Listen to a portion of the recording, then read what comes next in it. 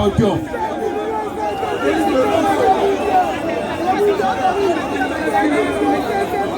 Botika président Kabound Amataye Moko sécurité, vous restez en bas du podium. Un rôle pour communiquer avec la base du parti.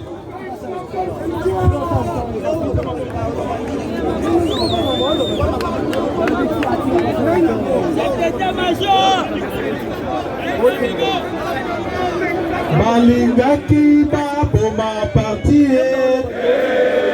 balingaki baboma IDPC, toko lala toko kanisa, toko lala toko kanisa Etienne. UDPS viva! UDPS viva! UDPS viva!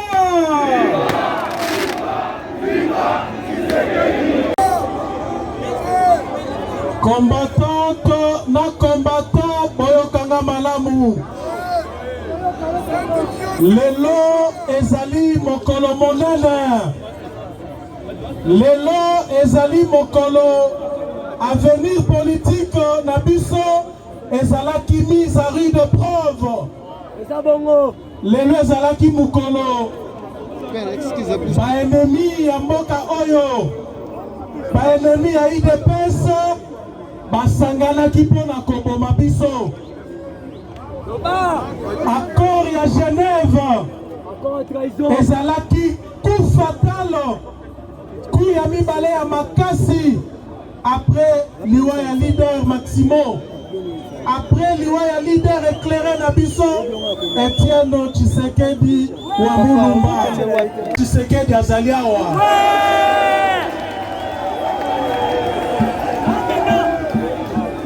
Baoyo bazali kokosa kobiso to trahiraki, bazali kokosa parce que résultat de l'élection il a qu'ici clairement Nani Azalaki candidat commun ya opposition.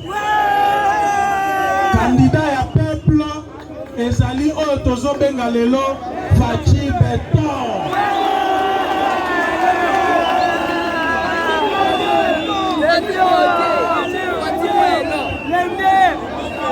Nasi nazwi décision na basi bomonaki yango na ba réseaux sociaux. Ba structure de base bisika bosanganaka bapesaki bino nouvelle wana banda mbula oyo ti na ndenge mukile kosukaka chaque 12 novembre biso tokobanda ko célébrer yango journée ya base, journée ya victoire. Parti na biso ezali machine politique. Biso tomila kisakate to intimidaka pe mutu te parce que mutu makasi akoki komi se permettre ta banda kobunda na balabala.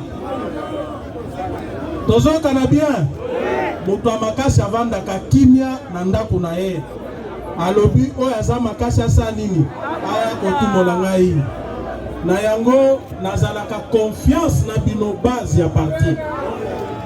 Batu mususu balingaka tolo bayango te. UDPS parti na biso ezali reflet ya peuple congolais. Ezali incarnation ya vision, incarnation ya volonté ya peuple congolais. Maye peuple congolais ezali kolinga pona bonheur na ye. Lelo na lobby ezali incarné na UDPS. Lebele ba bisaka ngai o. Il faut qu'on sache la différence entre UDPS na peuple. Mais comment tokoki qu'on sache la différence entre UDPS na peuple? À moins que tous à la Congolais. Tous allez parti ou ils allez populaire dans Katiamboko. Tous allez parti le mieux implanté. Tous allez parti, ils allez partout. Tous allez machine politique. Biso to kalkila kamutute. Biso to zela kamutuaya. To la kisaye makasio ya biso. Banda tozala créé comme parti politique nanu tozwa défaite terre ata muke terre ba dictature nyonso tosukisa yango ebongo lelo pouvoir oyo tozali nango ezali couronnement ya lutte ya 37 ans ezali cadeau te nayebisa bino pourquoi ezali cadeau te baoyo bazali koloba ke pouvoir na biso nayebi te soki bakabeli biso yango soki basali ndenge nini nazali koyebisa bango boye loba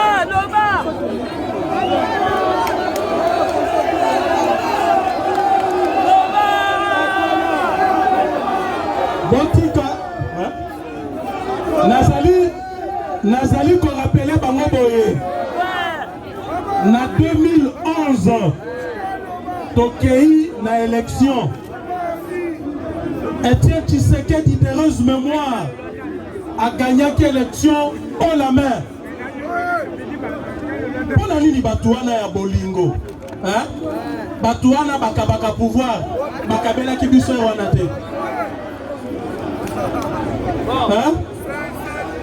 bino bosi bomona batu basali manœuvre nyonso ba réviser constitution pour batika la libérer na pouvoir babomi peuple congolais pour batika la na pouvoir tokeye élection pas pouvoir ba pesa omu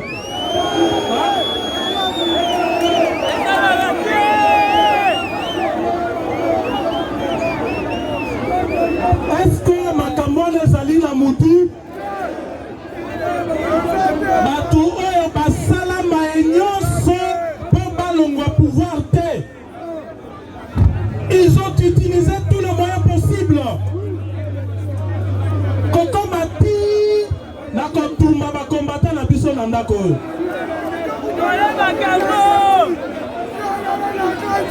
lelo oyo toyokana bien lelo oyo batu wana bazwi motema malama kopesa biso pouvoir na mawa est-ce que batu wana baza mayele tolobi boye pouvoir ya faci eza pouvoir ya peuple to gagné yango na élection ezali couronnement ya 37 ans de lutte oyo aboyi asala mokili na ye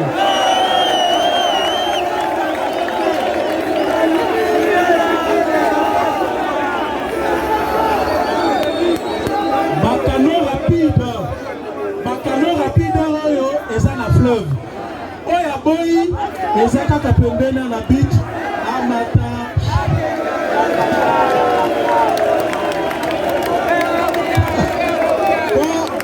kuna soki akei akozala mpe kaka congolais donc deba wana esili yo combattant idps yeba ke makambo wana ezali distraction balingi ba distraire yo toza na pouvoir papa na ngai yo si omona moto aza président de la république azotambola na tapis rouge bazo recevoir ye na ba homologue na ye biso te banda kodiscuta wake nani aganyaki élection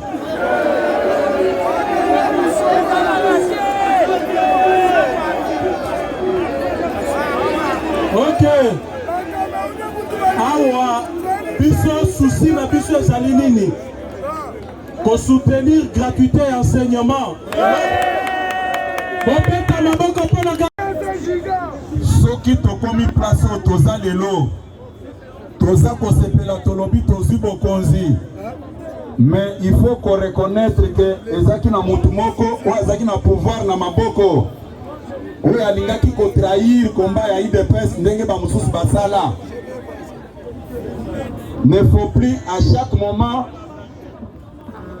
toloba makambo moko alukuta toloba non a trahir komba akomi mutu ya FCC eza boyete toyokani ndenge tozali awa mokonzi ya mboka alobaki yango lobi na mboka bapaya alobi ke nazalaki obligé à kosala coalition alobi ngai ngai alobi biso te alobi ngai nazalaki alobi te ke Kabund Kabuya usongolo pakala basala coalition non alobi ngai eza boete bobete la fachi beto maboko makasi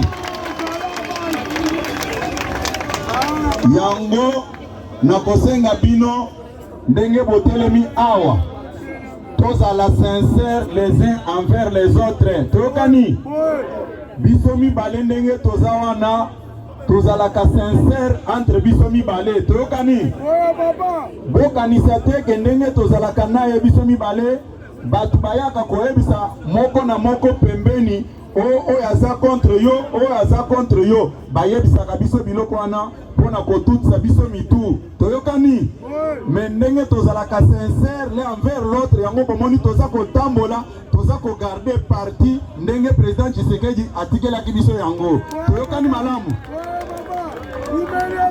UDPS viva UDPS viva ndenge na ebisaki bino naza na makambo ebele akoloba te nakotika la place na président na biso ya parti po aya kokontinue na milulu ya poko lelo ngai tokosolola na bino mbala nsima.